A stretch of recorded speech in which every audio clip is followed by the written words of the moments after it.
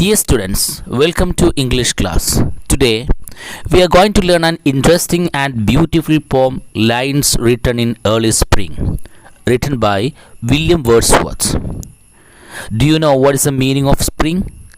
Spring is a season. What is the speciality of spring season?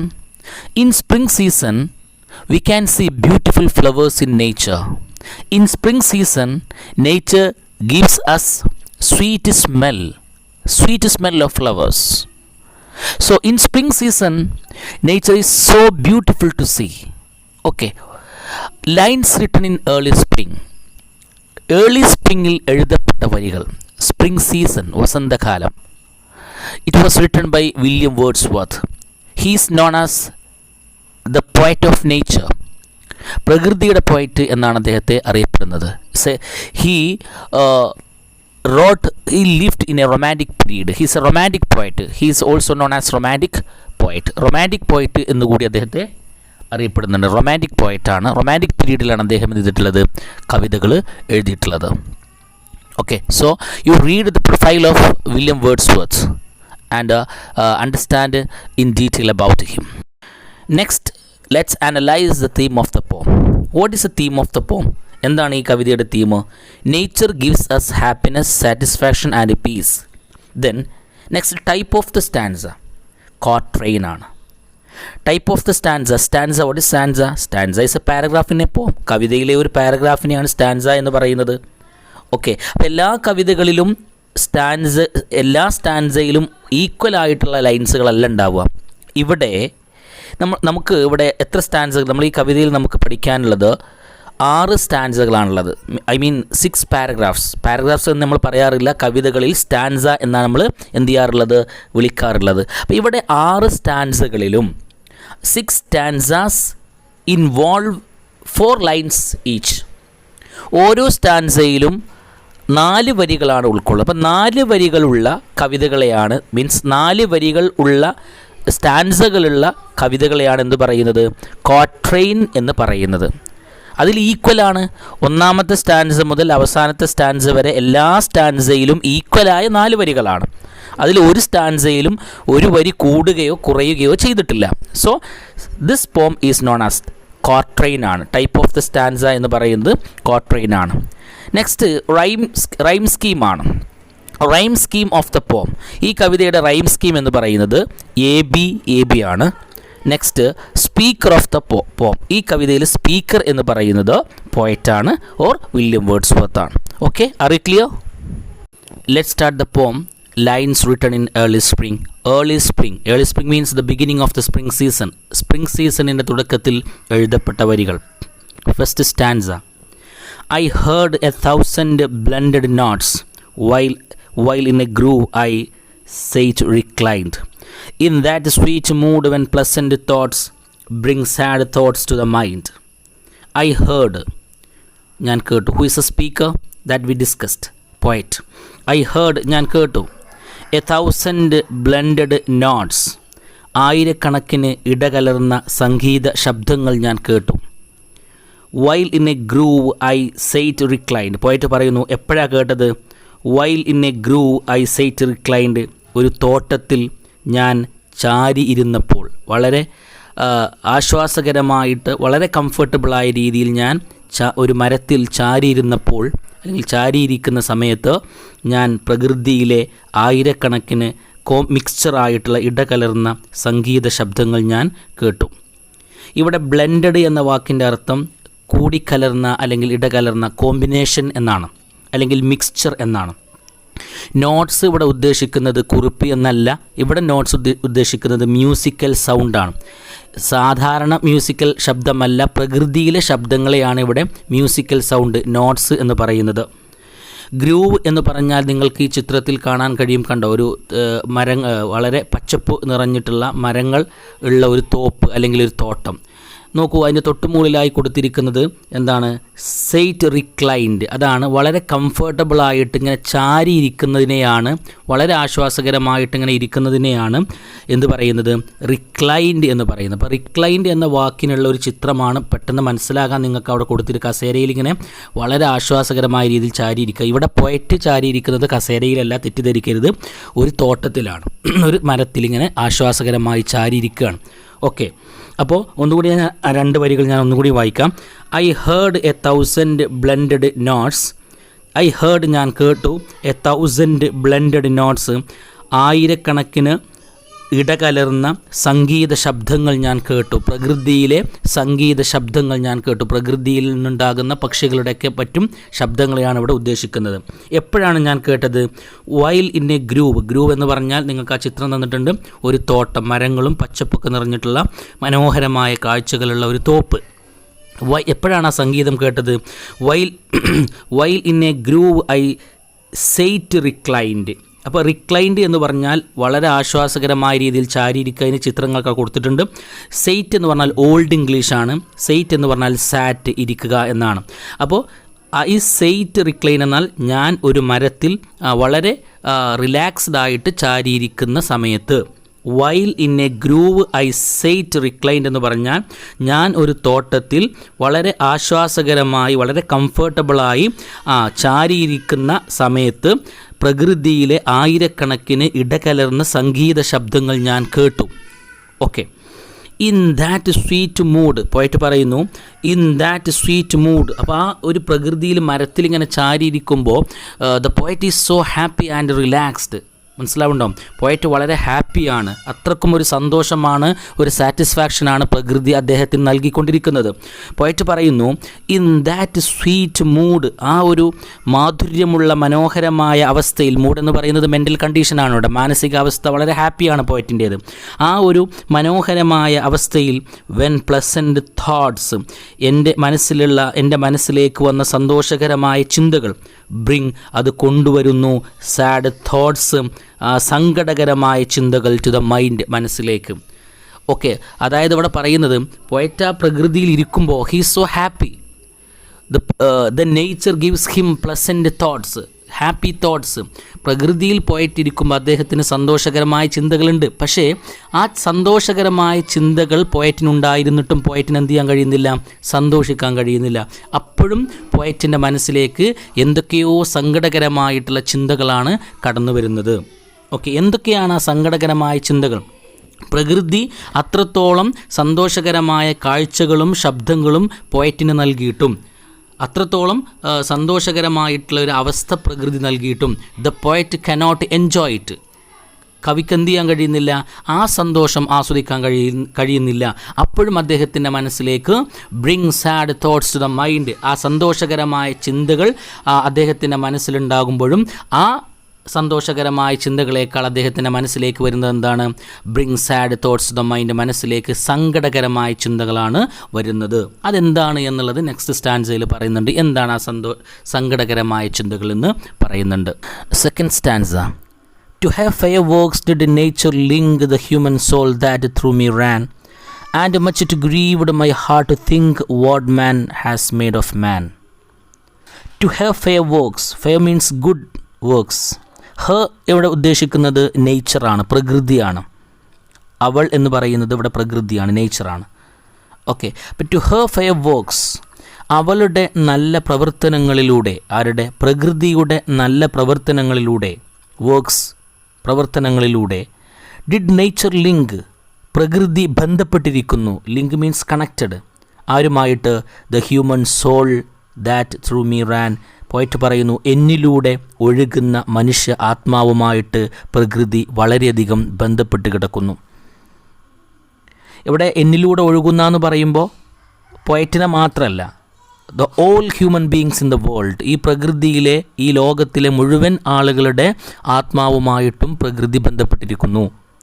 Okay, to her fair works, അവളുടെ നല്ല പ്രവർത്തനങ്ങളിലൂടെ, പ്രകൃതിയുടെ നല്ല പ്രവർത്തനങ്ങളിലൂടെ. ഡിഡ് നേച്ചർ ലിങ്ക്, പ്രകൃതി ബന്ധപ്പെട്ടിരിക്കുന്നു. നേച്ചർ ഈസ് കണക്റ്റഡ് വിത്ത് ആരുമായിട്ട്? The human soul that through me ran, എന്നിലൂടെ ഒഴുകുന്ന മനുഷ്യൻ്റെ ആത്മാവുമായിട്ട്. ഞാനും പ്രകൃതിയും പരസ്പരം അടുത്ത് കിടക്കുന്ന, ബന്ധപ്പെട്ട് കിടക്കുന്ന ഒന്നാണ്. ഓക്കെ, പക്ഷേ അത് ചിന്തിക്കുമ്പോൾ അപ്പോൾ മനുഷ്യൻ്റെ ആത്മാവും പ്രകൃതിയുടെ ആത്മാവും ഒന്നാണ് എന്നാണ് പോയിട്ട് പറഞ്ഞു വരുന്നത്. മനുഷ്യനും പ്രകൃതിയും ഒഴിച്ചുകൂടാൻ പറ്റാത്ത ഒന്നാണ് എന്നാണ് പോയിട്ട് പറയുന്നത്. ഇങ്ങനെയൊക്കെ ആയിരുന്നിട്ടും much it grieved my heart, എൻ്റെ ഹൃദയത്തെ വളരെയധികം വേദനിപ്പിച്ചു. ഇങ്ങനെയൊക്കെ ചിന്തിക്കുമ്പോൾ എൻ്റെ മനസ്സിനെ വളരെയധികം വേദനിപ്പിച്ചു. ടു തിങ്ക്, ചിന്തിക്കുമ്പോൾ what man has made of man, മനുഷ്യനോട് എന്താണ് ചെയ്തിട്ടുള്ളത് എന്ന് ചിന്തിക്കുമ്പോൾ എൻ്റെ മനസ്സിനെ വല്ലാതെ വേദനിപ്പിച്ചു. What man has made of man, എന്താണ് മനുഷ്യനോട് തന്നെ ചെയ്തിട്ടുള്ളത് എന്ന് ചിന്തിക്കുമ്പോൾ എൻ്റെ ഹൃദയത്തെ വല്ലാതെ വേദനിപ്പിച്ചു. അതുകൊണ്ടാണ്, ഇങ്ങനെ ചിന്തിക്കുമ്പോഴാണ്, ഈ ചിന്തകൾ പോയറ്റിൻ്റെ മനസ്സിലേക്ക് കടന്നു വരുന്നത് കൊണ്ടാണ് എന്ത് ചെയ്യുന്നത്? The poet cannot enjoy the beauty and sites of nature, പ്രകൃതിയിലെ മനോഹരമായ ശബ്ദങ്ങളെയും പ്രകൃതിയിലെ മനോഹരമായ കാഴ്ചകളെയും ആസ്വദിക്കാൻ കഴിയാത്തത്. പോയറ്റ് ചിന്തിക്കുകയാണ്, എത്രത്തോളം സന്തോഷകരമായിട്ടാണ് പ്രകൃതിയിലെ ഓരോ ജീവികളെയും അല്ലെങ്കിൽ ഓരോ വസ്തുക്കളെയും കാണപ്പെടുന്നത്. വളരെ ഐക്യത്തോടു കൂടിയിട്ടാണ് പ്രകൃതിയിലെ ഓരോന്നും കാണപ്പെടുന്നത്, ഓരോന്നും ജീവിക്കുന്നത്. പക്ഷേ മനുഷ്യൻ അങ്ങനെയാണോ? When he things about human being, മനുഷ്യനെ കുറിച്ചിട്ട് ചിന്തിക്കുമ്പോൾ അദ്ദേഹത്തിന് ഒരിക്കലും എന്ത് ചെയ്യാൻ കഴിയുന്നില്ല? പ്രകൃതിയിലെ സൗന്ദര്യം ആസ്വദിക്കാൻ കഴിയുന്നില്ല. അല്ലേ? Nature is like A loving mother. നമുക്ക് പറയാം, nature is like A loving mother protecting all living beings on the earth. ഭൂമിയിലെ എല്ലാ ജീവജാലങ്ങളെയും സംരക്ഷിക്കുന്ന, സ്നേഹം നൽകുന്ന ഒരു അമ്മയെപ്പോലെയാണ് പ്രകൃതി എന്ന് നമുക്ക് വേണമെങ്കിൽ പറയാം. പക്ഷേ മനുഷ്യനോ? What man has made of man, എന്താണ് മനുഷ്യനോട് തന്നെ ചെയ്തിട്ടുള്ളത്? എന്തൊക്കെ ക്രൂരതകളാണ് മനുഷ്യൻ ചെയ്തിട്ടുള്ളത്? അല്ലേ? ഈ മനുഷ്യനോട് ചെയ്യുക എന്ന് പറയുമ്പോൾ മനുഷ്യൻ്റെ പ്രവർത്തനങ്ങൾ ക്രൂരതകളാണ്. പ്രകൃതിയോട് ചെയ്യുന്ന ക്രൂരതകൾ തന്നെയാണ് ഇവിടെ എന്തുദ്ദേശിക്കുന്നത്? മനുഷ്യനോട് ചെയ്യുക എന്ന് പറയുന്നത്. മരം മുറിച്ച് മാറ്റുക, അല്ലേ? വനനശീകരണം, അതുപോലെ തന്നെ പ്രകൃതിയെ നശിപ്പിക്കുക, അതുപോലെ തന്നെ യുദ്ധങ്ങൾ. മനുഷ്യനോട് എന്ത് തന്നെ ചെയ്താലും അതാരെ ബാധിക്കും? അതാരെ അഫക്റ്റ് ചെയ്യും? പ്രകൃതിയെ ബാധിക്കും. തൊട്ടുമുകളിലെ ഈ രണ്ടാമത്തെ സ്റ്റാൻസയിലെ ആദ്യത്തെ 2 ലൈൻസുകളും പറയുന്നതാണ് മനുഷ്യൻ്റെ ആത്മാവും പ്രകൃതിയുടെ ആത്മാവും പരസ്പരം ബന്ധപ്പെട്ടിരിക്കുന്നു.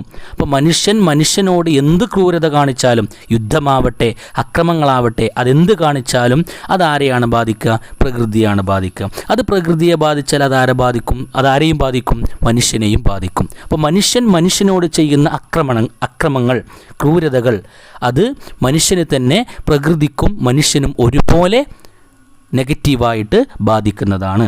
Okay, next stanza.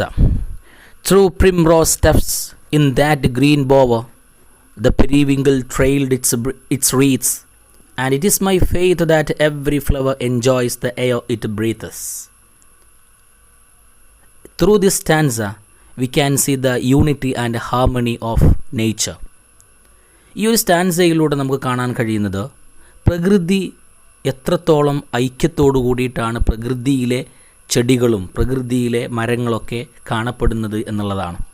ഇതൊരു മനുഷ്യന് തീർച്ചയായിട്ടും ഒരു പാഠം തന്നെയാണ്. നോക്കാം. Through primrose steps. പ്രിംറോസ് എന്ന് പറയുന്നത് നിങ്ങൾക്ക് കാണാൻ കഴിയുന്നുണ്ട്, യെല്ലോ നിറത്തിലുള്ള റോസ് ഫ്ലവറാണ് പ്രിംറോസ് എന്ന് പറയുന്നത്. മുകളിൽ കാണാൻ കഴിയുന്നുണ്ട് മഞ്ഞ നിറത്തിൽ, അല്ലേ? ചിത്രം കാണാൻ കഴിയുന്നുണ്ട്. Through primrose. ടെഫ്സ് എന്ന് പറഞ്ഞാൽ കൂട്ടമാണ്. അപ്പോൾ പ്രിംറോസ് ടെഫ്സ് എന്ന് പറഞ്ഞാൽ ബഞ്ച് ഓഫ് പ്രിംറോസ് ഫ്ലവേഴ്സ്, പ്രിംറോസിൻ്റെ കൂട്ടം. ടെഫ്സ് എന്ന് പറഞ്ഞാൽ കൂട്ടം, ബഞ്ച്, ഗ്രൂപ്പ്, ആ ഫ്ലവേഴ്സിൻ്റെ കൂട്ടം. Green bower. ഗ്രീൻ ബോവർ എന്ന് പറഞ്ഞാൽ ഗാർഡൻ എന്ന് വേണമെങ്കിൽ നമുക്ക് പറയാം. പച്ച നിറത്തിലുള്ള, പച്ചപ്പ് നിറഞ്ഞിട്ടുള്ള പൂന്തോട്ടത്തിൽ. The periwinkle. ആദ്യം വേർഡ് മീനിങ്സ് എന്ന് നോക്കിക്കോ. പെരിവിങ്കിൾ എന്ന് പറഞ്ഞാൽ ഒരു വൈൽഡ് പ്ലാന്റ് ആണ്. A wild plant with blue colour ഫ്ലവറാണ്. അത് തൊട്ട് താഴെയായിട്ട് കാണാൻ കഴിയുന്നുണ്ട്. നീല നിറത്തിലുള്ള ഒരു കാട്ടുപൂവാണ് പെരിവിങ്കിൾ എന്ന് പറയുന്നത്. ട്രെയിൽഡ് മീൻസ് ഫോളോവഡ്, പിന്തുടർന്നു. ഇറ്റ്സ് റീത്സ് എന്ന് പറഞ്ഞാൽ വഴി, പാത എന്നൊക്കെയാണ്. ശരിക്കും റീത്ത് എന്ന് പറഞ്ഞാൽ നമുക്ക് മനസ്സിലാവും, റീത്തൊക്കെ വട്ടത്തിൽ, അല്ലേ, റൗണ്ടിലായിട്ട് ഫ്ലവേഴ്സൊക്കെ ഡെക്കറേറ്റ് ചെയ്യുന്നതിനെയാണ് നമ്മൾ റീത്ത് എന്ന് പറയുന്നത്. ഇവിടെ റീത്ത് എന്ന് ഉദ്ദേശിക്കുന്നത് അതല്ല. ഇവിടെ എന്താണ്? പടർന്നു പിടിച്ച് കിടക്കുക, അല്ലേ? ഭൂമിയിലൂടെ പടർന്നു പിടിച്ചിങ്ങനെ ഒരു റൗണ്ടായിട്ട് ഇങ്ങനെ മതിലൊക്കെ നമ്മൾ കണ്ടിട്ടില്ലേ, അങ്ങനെ അതുപോലെ പടർന്നു പിടിച്ച് കിടക്കുക എന്നുള്ള ഒരു രീതിയിലാണ് ഇവിടെ നമ്മൾ ഉദ്ദേശിക്കുന്നത്. ഓക്കെ, ആ 2 ലൈൻസ് വായിക്കാം. Through primrose steps, primrose flowers നിറഞ്ഞിട്ടുള്ള ആ കൂട്ടത്തിലൂടെ, പ്രിംറോസ് പൂക്കളുടെ കൂട്ടത്തിലൂടെ, ഇൻ ദാറ്റ് ഗ്രീൻ ബോവർ, ആ ഒരു പച്ചപ്പ് നിറഞ്ഞിട്ടുള്ള പൂന്തോട്ടത്തിൽ, ഒരു പൂന്തോട്ടത്തിലാണ്, അതായത് പ്രകൃതി, ഇവിടെ പൂന്തോട്ടം എന്ന് പറയുന്ന മനുഷ്യനുണ്ടാക്കിയിട്ടുള്ള പൂന്തോട്ടമല്ല, ആ ഒരു നേരത്തെ പോയിട്ട് പറഞ്ഞിട്ടുള്ള ആ ഒരു തോട്ടം അല്ലേ, ആ ഒരു സ്ഥലം, ആ സ്ഥലത്തെയാണ് ഇവിടെ ഉദ്ദേശിക്കുന്നത് ഗ്രീൻ ബോവർ എന്ന് പറയുന്നത്, പച്ചപ്പ് നിറഞ്ഞിട്ടുള്ള ഒരു പൂന്തോട്ടം എന്ന് ഉദ്ദേശിക്കുന്നത് കേട്ടോ. അപ്പോൾ ത്രൂ പ്രിംറോസ് സ്റ്റെപ്സ്, പ്രിംറോസ് ഫ്ലവേഴ്സിൻ്റെ കൂട്ടത്തിലൂടെ, അവിടെ ധാരാളം പ്രിംറോസ് ഫ്ലവേഴ്സ് കൂട്ടത്തോടു കൂടി വളരുന്നുണ്ട്, അതിലൂടെ, ഇൻ ദാറ്റ് ഗ്രീൻ ബോവർ, ആ പച്ചപ്പ് നിറഞ്ഞിട്ടുള്ള ആ പൂന്തോട്ടത്തിൽ, ദ പെരിവിങ്കിൾ, മറ്റൊരു ഫ്ലവേഴ്സ് അല്ലേ, മീനിങ്സ് ഞാൻ പറഞ്ഞു. ദ പെരിവിങ്കിൾ എന്ന് പറയുന്ന ഫ്ലവേഴ്സ് എന്ത് ചെയ്തിട്ടുണ്ട്, ട്രെയിൽഡ്, അത് പിന്തുടർന്നിട്ടുണ്ട്, ഇറ്റ്സ് റീഡ്സ്, അതിൻ്റെ വൃത്തങ്ങളോടുകൂടിയ അല്ലെങ്കിൽ റൗണ്ടോട് കൂടിയിട്ടുള്ള പൂക്കളായിട്ട് അങ്ങനെ പടർന്നു പിടിച്ചിട്ടുണ്ട്. എവിടെയാ? പ്രിംറോസിൻ്റെ കൂട്ടത്തിലൂടെ ഇടകലർന്ന് വളർന്നിട്ടുണ്ട്. ആര്? Periwinkle flowers. എന്തെങ്കിലും പ്രശ്നമുണ്ടോ അവർക്കിടയിൽ? ഇതാണ് ഞാൻ പറഞ്ഞത്, ഈ ഒരു സ്റ്റാൻസ് നമ്മളോട് കാണിക്കുന്നത് the unity and harmony in nature, പ്രകൃതിയിലെ പൂക്കളുടെയും മരങ്ങൾക്കിടയിലൂടെയും കാണപ്പെടുന്ന, ജീവികളിലും കാണപ്പെടുന്ന ഐക്യമാണ് അല്ലേ. പെരിവിങ്കിൾ ഫ്ലവേഴ്സ് എന്ന് പറയുന്ന ആ പൂക്കൾ എന്ത് ചെയ്തിട്ടുണ്ട്, പ്രിംറോസ് എന്ന് പറയുന്ന പൂക്കളിലൂടെ എന്ത് ചെയ്തിട്ടുണ്ട്, ഇടകലർന്ന് വളർന്നിട്ടുണ്ട് എന്ന് പറഞ്ഞാൽ കയ്യേറിയിട്ടുണ്ട്. നമ്മളെ മനുഷ്യർക്കിടയിലൊക്കെ ഒരാളുടെ സ്ഥലത്തേക്ക് നമ്മൾ കയ്യേറി എങ്ങനെ ഉണ്ടാവും, സ്ഥലത്തേക്ക് കയ്യേറണ്ട അല്ലേ, നമുക്കറിയാം. നമ്മൾ എന്തെങ്കിലും വസ്തുക്കളോ അല്ലെങ്കിൽ മരങ്ങളൊക്കെ അങ്ങോട്ട് വീണ് കഴിഞ്ഞാൽ അത് മതി അയൽവാസികൾ തമ്മിലുള്ള, മനുഷ്യന്മാർ തമ്മിലുള്ള പ്രശ്നം ഉണ്ടാകാൻ. ഇവിടെ ഇങ്ങനെയൊരു കയ്യേറ്റം നടന്നിട്ടും there is no any problem. എന്തെങ്കിലും തർക്കം പ്രശ്നങ്ങളുണ്ടോ? വളരെ പ്രകൃതി എത്രമാത്രം ഐക്യത്തോടു കൂടിയിട്ടാണ് കാണപ്പെടുന്നത് എന്നുള്ളതിനുള്ള ഒരു വരിയാണ് ഈ കാണുന്നത് കേട്ടോ. അപ്പോൾ പ്രിംറോസിൻ്റെ ഫ്ലവേഴ്സിൻ്റെ കൂട്ടത്തിലൂടെ എന്ത് ചെയ്തിട്ടുണ്ട്, പെരിവിങ്കിൾ എന്ന് പറയുന്ന പൂക്കൾ ഇടകലർന്ന് പിന്തുടർന്നിട്ടുണ്ട്, ആകെ പടർന്നു പിടിച്ചിട്ടുണ്ട്. And it is my faith that every flower, പോയിട്ട് പറയുന്നു, ഇറ്റ് ഈസ് മൈ ഫെയ്ത്ത്, എൻ്റെ വിശ്വാസമാണ്, ദാറ്റ് എവറി ഫ്ലവർ, എല്ലാ പൂക്കളും എൻജോയ്സ്, ആസ്വദിക്കുന്നു, ദ എയർ ഇറ്റ് ബ്രീത്ത്സ്, അത് ശ്വസിക്കുന്ന, ബ്രീത്ത് ചെയ്യുന്ന എയറിനെ ആസ്വദിക്കുന്നു എന്ന് ഞാൻ മനസ്സിലാക്കുന്നു. ഇറ്റ്സ് മൈ ഫെയ്ത്ത്, എൻ്റെ വിശ്വാസം, ഞാൻ വിശ്വസിക്കുന്നത്, ദാറ്റ് എവറി ഫ്ലവർ, എല്ലാ പൂക്കളും എൻജോയ്സ്, ആസ്വദിക്കുന്നുണ്ട്, ദ എയർ ഇറ്റ് ബ്രീത്ത്സ്, അത് ശ്വസിക്കുന്ന ആ വായു ആസ്വദിക്കുന്നുണ്ട് എന്ന് ഞാൻ വിശ്വസിക്കുന്നു. എല്ലാ പൂക്കളും അവ ശ്വസിക്കുന്ന, ബ്രീത്ത് ചെയ്യുന്ന വായു ആസ്വദിക്കുന്നു എന്ന് പറയുമ്പോൾ, എൻജോയ് ചെയ്യുന്നു എന്ന് പറയുമ്പോൾ, നമുക്കിതിനെ മുകളിൽ പറഞ്ഞിരിക്കുന്ന സെക്കൻഡ് സ്റ്റാൻസയിൽ പറഞ്ഞിരിക്കുന്ന ആശയത്തോട് വി ക്യാൻ കണക്ട്. മുകളിൽ സെക്കൻഡ് സ്റ്റാൻസയിൽ പറയുന്നുണ്ടല്ലോ, മനുഷ്യനും പ്രകൃതിയും പരസ്പരം ബന്ധപ്പെട്ട് കിടക്കുക, അല്ലെങ്കിൽ ഒന്നാണ് എന്ന് പറയുന്നുണ്ട്. മനുഷ്യൻ്റെ ആത്മാവും പ്രകൃതിയുടെ ആത്മാവും ഒന്നാണ്, അതായത് പരസ്പരം ബന്ധപ്പെട്ട് കിടക്കുന്ന ഒന്നാണ്. അപ്പോൾ പ്രകൃതി ശ്വസിക്കുന്ന എയറിനെ ആസ്വദിക്കാൻ കഴിയുമെങ്കിൽ മനുഷ്യൻ എന്തുകൊണ്ട് കഴിഞ്ഞുകൂടാ എന്നാണ് പോയറ്റ് ഇവിടെ ചോദിക്കുന്നത്. Are you clear?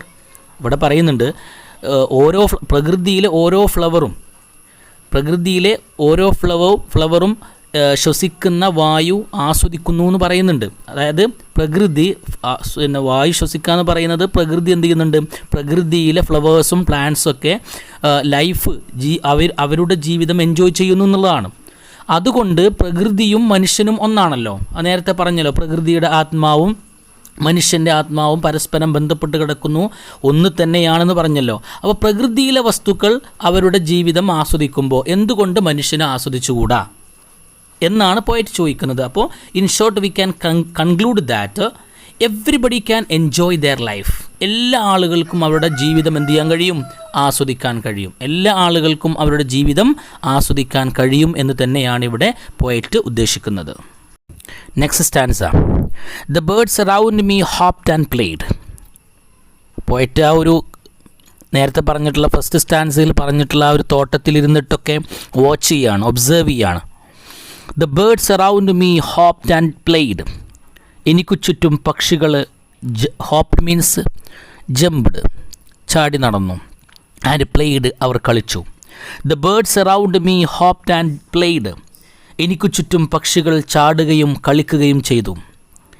Their thoughts I cannot measure. അവരുടെ ചിന്തകൾ എനിക്ക് അളക്കാൻ കഴിയുന്നില്ല. എന്തൊക്കെയാണ് അവർ ചിന്തിക്കുന്നത് എന്നെനിക്ക് കണക്കാക്കാൻ കഴിയുന്നില്ല, എനിക്ക് മനസ്സിലാക്കാൻ കഴിയുന്നില്ല, എനിക്ക് മെഷർ ചെയ്യാൻ കഴിയുന്നില്ല. ബട്ട് പക്ഷേ the least motion which they made, അവർ ഉണ്ടാക്കുന്ന ലീസ്റ്റ് മോഷൻ എന്ന് പറഞ്ഞാൽ സ്മോളസ്റ്റ് മൂവ്മെൻറ്റ്, വളരെ ചെറിയ അനക്കം പോലും. But the least motion, the smallest movement that they made, ആ പക്ഷികളുണ്ടാക്കുന്ന ചെറിയ അനക്കങ്ങൾ പോലും, ചെറിയ അനക്കം പോലും, ഇറ്റ് സീംഡ്, അത് തോന്നിച്ചു എ ത്രിൽ ഓഫ് പ്ലഷർ, സന്തോഷത്തിൻ്റെ ഒരു ആനന്ദം ഉണ്ടാക്കുന്നതായിട്ട് എനിക്ക് തോന്നിച്ചു. ഇവിടെയും പോയിട്ട് ഉദ്ദേശിക്കുന്നത്, അർത്ഥമാക്കുന്നത് പ്രകൃതിയിലെ ഏതൊരു ജീവിയും അവയുടെ പ്രവർത്തനങ്ങളും അവയുടെ അനക്കവും അവയുടെ ചലനങ്ങളുമൊക്കെ മനുഷ്യന് വളരെയധികം സന്തോഷവും അതുപോലെ തന്നെ ആനന്ദവും നൽകുന്നതാണ് എന്നാണ്. The budding twigs spread out their fan. Budding twigs എന്ന് പറഞ്ഞാൽ യങ് പ്ലാന്റ്സ് എന്നാണ്, ചെറിയ മുളച്ചു വരുന്ന തൈകൾ അല്ലെങ്കിൽ ചെടികൾ എന്നാണ്. The budding twigs spread out, open ചെയ്യുന്നു. മുളച്ചു വരുന്ന ചെറിയ തൈകൾ അല്ലെങ്കിൽ ചെറിയ പ്ലാന്റ്സുകൾ എന്ത് ചെയ്യുന്നു? ഓപ്പൺ ചെയ്യുന്നു. ദെയർ ഫാൻ, ദെയർ ലീവ്സ്, അവയുടെ ഇലകൾ. എന്തിനു വേണ്ടി? To catch the breezy air. Breezy air, ഇളം കാറ്റ് ശ്വസിക്കാൻ വേണ്ടിയിട്ട്, എടുക്കാൻ വേണ്ടിയിട്ട്. ഈ ഒരു ലൈൻസ് ഉദ്ദേശിക്കുന്നത് even the young plants are freely to live there. മുളച്ചു വരുന്ന ചെറിയ ചെടികൾ പോലും വളരെ സ്വതന്ത്രമായിട്ട് ജീവിക്കാൻ സാധ്യതയുള്ളവരാണ്, അല്ലെങ്കിൽ സ്വതന്ത്രമായിട്ട് ജീവിക്കാൻ കഴിയുന്നവരാണ് പ്രകൃതിയിലെന്നാണ് ഇവിടെ ഉദ്ദേശിക്കുന്നത്. ആൻഡ് ഐ മസ്റ്റ് തിങ്ക്, ഇത്തരം സാഹചര്യത്തിൽ പോയിട്ട് പറയുന്നു, and I must think do all I can, എനിക്ക് ആകെ കൂടി ചിന്തിക്കാൻ കഴിയുന്നത്, പ്രകൃതിയെക്കുറിച്ച് ഓർക്കുമ്പോൾ അല്ലെങ്കിൽ മനസ്സിലാക്കുമ്പോൾ എനിക്ക് ആകെ കൂടി ചിന്തിക്കാൻ കഴിയുന്നത് ദാറ്റ് ദ വാസ് പ്ലഷർ, അവിടെ സന്തോഷമുണ്ടായിരുന്നു എന്നാണ്. Each and everything he found happiness and pleasure. പ്രകൃതിയിലെ ഓരോ വസ്തുവിലും പോയിട്ട് എന്ത് കണ്ടു? സന്തോഷം കണ്ടു, ഹാപ്പിനെസ് കണ്ടു എന്നാണ് പറയുന്നത്.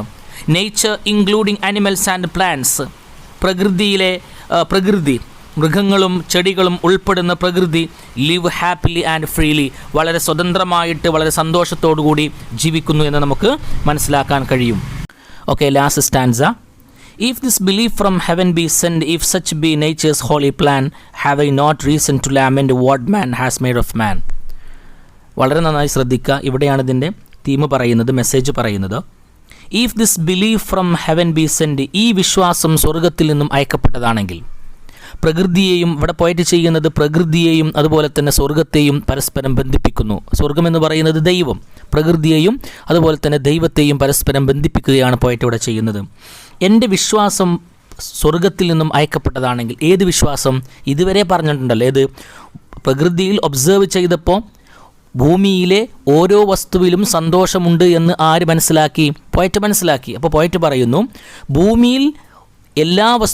ഭൂമിയിലെ ഓരോ വസ്തുവിലും സന്തോഷമുണ്ട് എന്നുള്ള എൻ്റെ ഈ വിശ്വാസം അത് സ്വർഗത്തിൽ നിന്നും അയക്കപ്പെട്ടതാണെങ്കിൽ, അല്ലെങ്കിൽ ദൈവത്തിൽ നിന്നുമുള്ളതാണെങ്കിൽ, ദൈവമാണല്ലോ അങ്ങനെ എന്ത് ചെയ്തിട്ടുള്ളത്?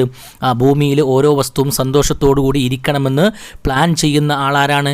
ദൈവമാണ്. ഇവിടെ ഹെവൻ എന്ന് പറയുന്നത് ദൈവം എന്നുള്ള ഒരു മീനിങ്ങിൽ നമ്മൾ മനസ്സിലാക്കിയാൽ മതി. അപ്പോൾ ഭൂമിയിലെ ഓരോ വസ്തുവിലും സന്തോഷമുണ്ട് എന്ന എൻ്റെ വിശ്വാസം ദൈവത്തിൻ്റേതാണെങ്കിൽ, ദൈവത്തിൻ്റെ പ്ലാനാണെങ്കിൽ, സ്വർഗത്തിൽ നിന്നും അയക്കപ്പെട്ടതാണെങ്കിൽ, if such be nature's holy plan, ഭൂമിയിലെ ഓരോ വസ്തുവിലും സന്തോഷമുണ്ടാകണമെന്നുള്ളത് പ്രകൃതിയുടെ പരിശുദ്ധമായ ഒരു പദ്ധതിയാണെങ്കിൽ, ഇങ്ങനെയൊക്കെ ദൈവവും പ്രകൃതിയും ഒക്കെ ഒരുപോലെ ആഗ്രഹിക്കുന്ന അല്ലെങ്കിൽ ആഗ്രഹിക്കുന്ന ഡിസൈൻ ചെയ്യുന്ന ഒന്നാണെങ്കിൽ, have I not reason to lament, എനിക്ക് ദുഃഖിക്കാനുള്ള കാരണമില്ലേ?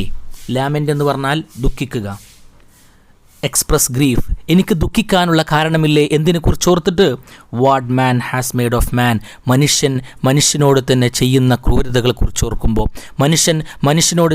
മനുഷ്യനോട് തന്നെ ചെയ്യുന്ന അക്രമങ്ങളെക്കുറിച്ച് ഓർക്കുമ്പോൾ എനിക്ക് ദുഃഖിക്കാനുള്ളൊരു കാരണം ഇവിടെ ഉണ്ടാകുന്നില്ലേ?